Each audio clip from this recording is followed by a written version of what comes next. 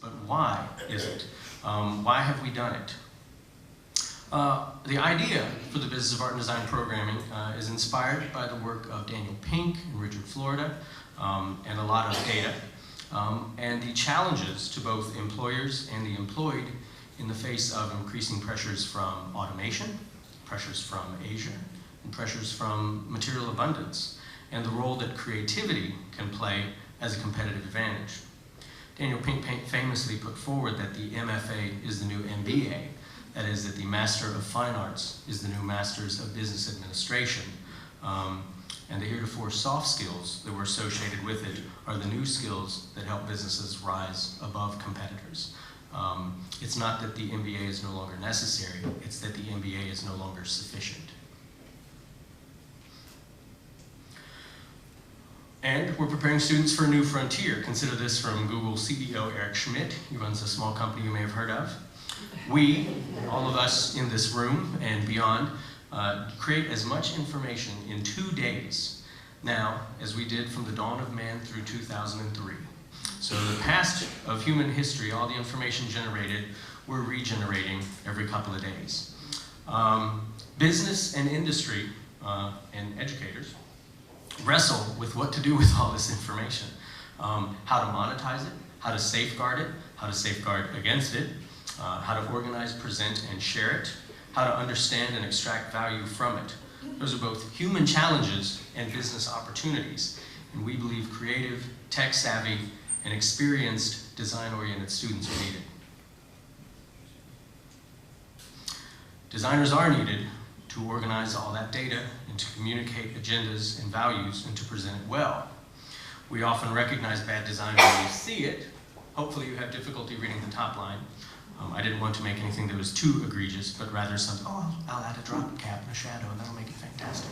You kind of need to know what you're doing. With the prevalence of so much technology making design accessible to all, that doesn't necessarily mean that all should design without training.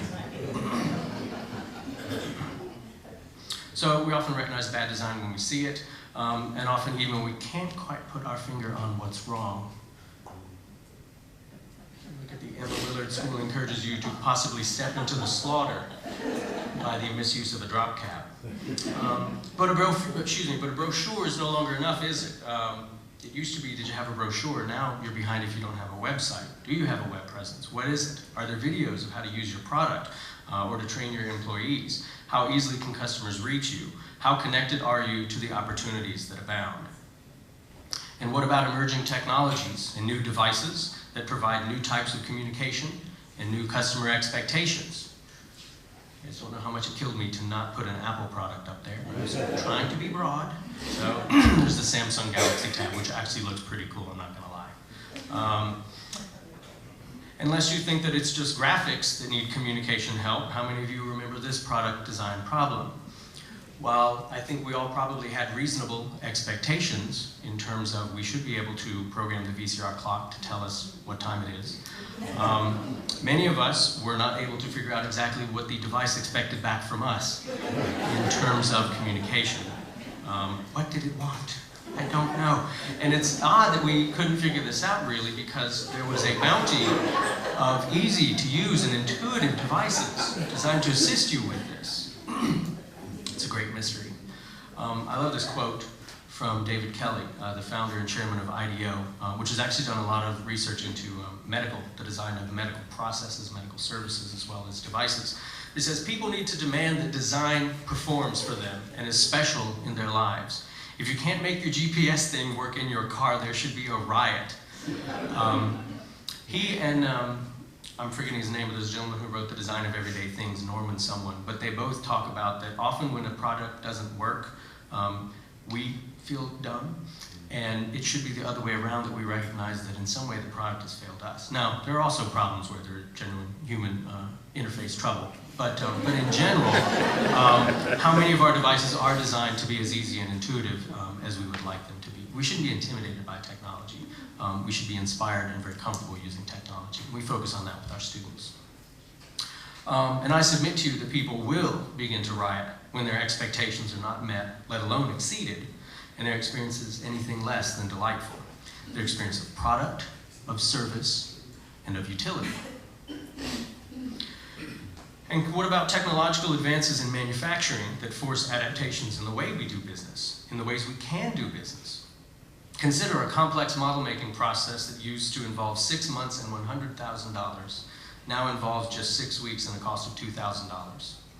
Our emphasis is on integrating the latest and greatest from the work world into the school world, into the classroom, shortening the gap between graduation and employee readiness.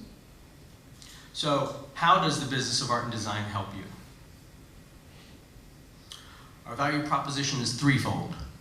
The first two are here. Flexibility. We provide flexibility. Our aim is to develop a flexible career and academic pathway. And I was thinking of a metaphor, and all I could come up with was a train, so bear with me. It's an opportunity train, if you will, where students can hop on with a 2-semester career studies certificate and then hop off and into the workforce with entry-level skills. Or stay on board for a 2-year associate degree, after which students can enter the workforce with greater proficiency, experience, and depth of knowledge. Or ride the train all the way to a 4-year institution through partnerships with VPI, GMIT Ladderfrac, and other partners, stay tuned, and beyond. We train our students to be flexible, and so is the Higher Education Center. We are very good at doing more with less, faster. And our students should assimilate easily into your business, comprehend your mission and your message, understand the technologies, and execute strategies to start adding value. We also provide empowerment. As an academic program, we don't necessarily expect every student to be a designer. Remember, as Daniel Pink observed, that multiple jobs will be the new norm. But our programs allow students to follow career paths that best align with their enthusiasms and their abilities. And we found that students are eager to use their talents, and students are eager to take our classes. We have energetic faculty with deep subject knowledge and passion, and we provide opportunities for students that may go to develop talents that may go unrecognized or undervalued in traditional disciplines. We help those students get switched on, which is really critical, and connect with their passion, and connect their passion to their learning. If you can really link those things together, you're really doing something. And given the challenge of today's economies and the environment, we need our up-and-coming generations to be full of go-getters, to have students who are firing on all cylinders and ready to innovate our way out of old problems. And the last part of our value proposition, the third point, is design thinking. And this is all over the business literature lately, so it's just kind of bubbling to the surface, though we've been thinking about it for a while. Design thinking leads to innovation and customer satisfaction. We know that the process of design thinking, of wrestling with problems which have no simple, clearly defined answer, is different from the menu of yes and no, memorization, and rote testing skills that predominate other disciplines. Design thinking is a well-defined critical thinking process that requires deep engagement with the subject, plus lots of room to be creative. Because an answer is often not obvious, and rarely is it singular, students must develop real powers of discernment, of judgment, of evaluation, requiring cooperation and collaboration to go beyond their own opinions and their own limitations to arrive at something that works for the office, for the budget, for the client, for the customer. And we believe these students will work for you. This is a quote from Ken Robinson, who is an interesting education speaker from the United Kingdom, now living in the US. But he says this, talking about the challenge of shifting education from an industrial model to an agricultural one. That all you can do, like a farmer, is to create the conditions under which they will begin to flourish, speaking of students.